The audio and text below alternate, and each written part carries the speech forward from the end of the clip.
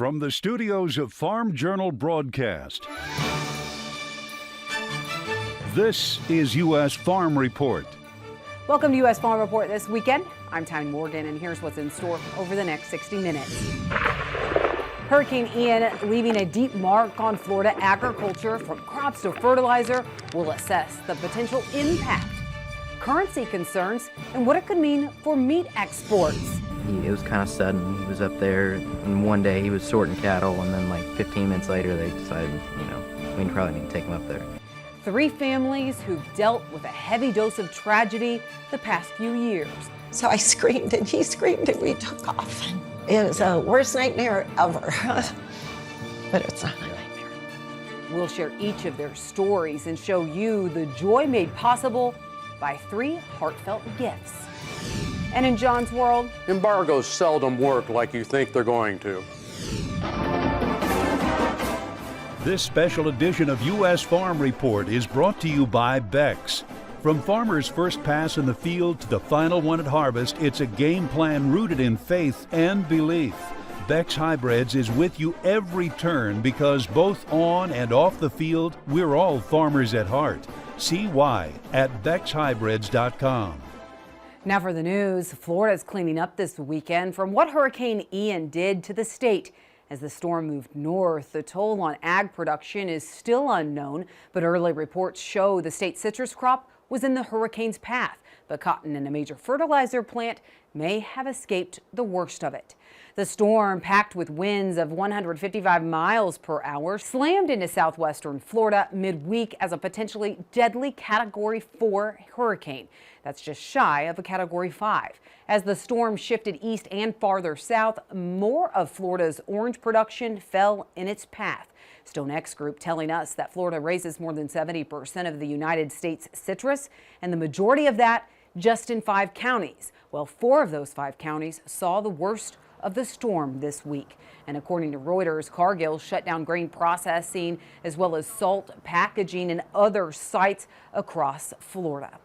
As you can imagine, it is pretty devastating. When that storm came on shore, heavy wind, rain, inundation, and the surge. And what it really does is left the place almost unrecognizable in some places. Well, phosphate production also a concern as the hurricane gained strength. A large production plant missed the worst of the storm, but there are still concerns over possible power outages impacting the plant. Now, Florida is home to Mosaic, which mines phosphate and potash, turning them into fertilizer. Josh Linville of StoneX Group says the storm surge and wind damage happened farther south of the plant, but disruptions to the electrical grid could still cause issues, just like it did more than a year ago when Hurricane Ida hit the Gulf.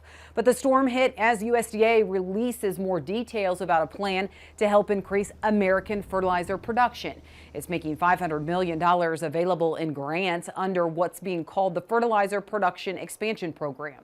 The funds are being made available through the Commodity Credit Corporation, and officials say the program will support fertilizer production that is independent, made in America, innovative, and farmer-focused. USDA Chief Economist Seth Meyer telling me earlier this week that fertilizer prices creeping back up are causing more concerns for the farm financial income outlook in 2023. Part of what we're seeing on costs for this crop that folks are harvesting now was some folks bought ahead and didn't face the full brunt of those rising fertilizer prices.